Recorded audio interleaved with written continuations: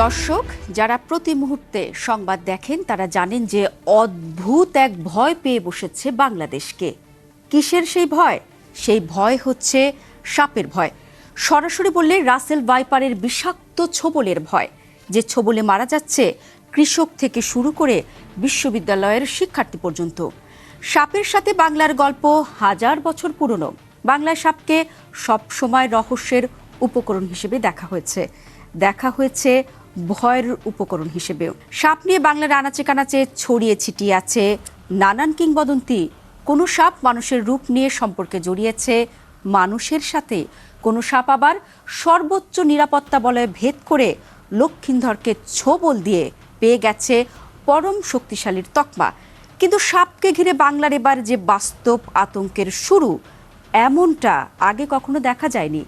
বলা হচ্ছিল সাপটি বিলুপ্ত হয়ে গেছে, কিন্তু বছর 10 ধরে বাংলাদেশে আবারও আলোচনায় সাপটি। অজগরের মতো দেখতে এই সাপটি শুধু আলোচনাতেই আসেনি, বরং দেশের বেশ কিছু এলাকার ঘুম পর্যন্ত কেড়ে নিয়েছে। এই সাপের কামড়ে মারা যাচ্ছে কৃষক থেকে বিশ্ববিদ্যালয়ের শিক্ষার্থী পর্যন্ত। আসলেই ঘটনা তাই।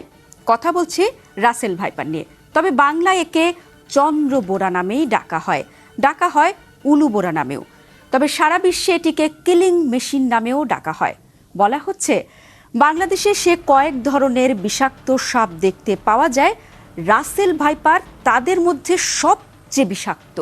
ব্রিটিশ শাসনামলে ভারতে কাজ করতে এসেছিলেন স্কটিশ সার্জন প্যাট্রিক রাসেল।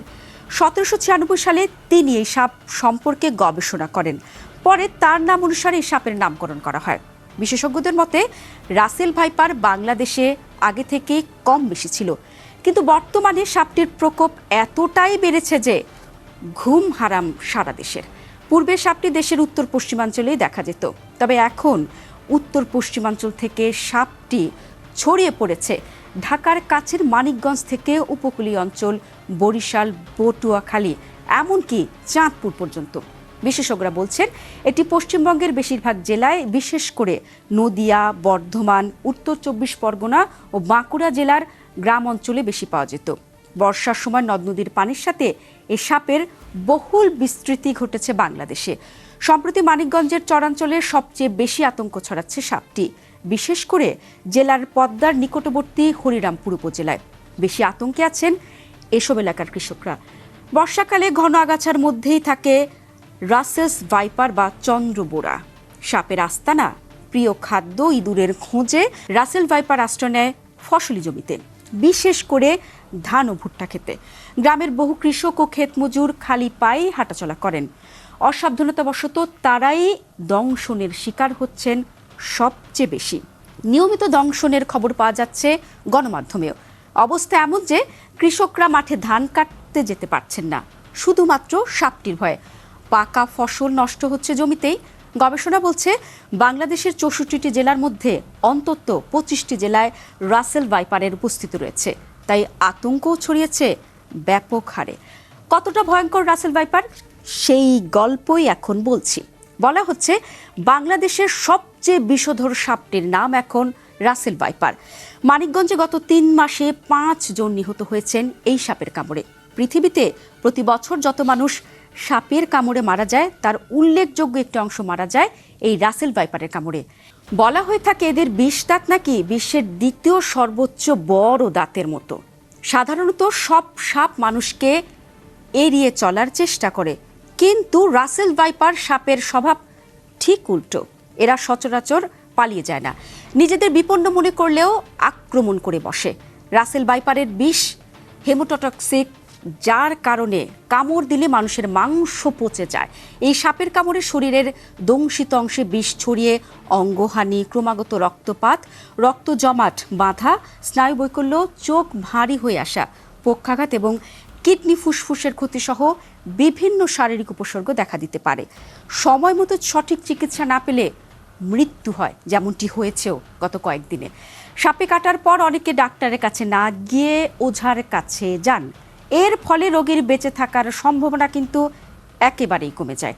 সাবধানতা, যেসব এলাকায় এই সাপের উপস্থিতি দেখা যাচ্ছে সেসব এলাকার কৃষকদের সাবধান থাকতেই হবে। জমিতে যাওয়ার আগে অবশ্যই বুট জাতীয় জুতো পরে নিতে হবে। এ সাপের প্রিয় খাবার কিন্তু ইঁদুর। ইঁদুর যেহেতু বাসা বাড়িতে থাকে, তাই ইঁদুরের পিছু নিয়ে সাপটি বাসা বাড়িতেও চলে আসতে পারে। তাই চোখ খোলা রাখতে হবে সব সময়। এতক্ষণ তো অনেক সাপের গল্প করলাম, কিন্তু সাপটি চিনবেন কিভাবে সে তথ্য এখন জানিয়ে দিতে চাই।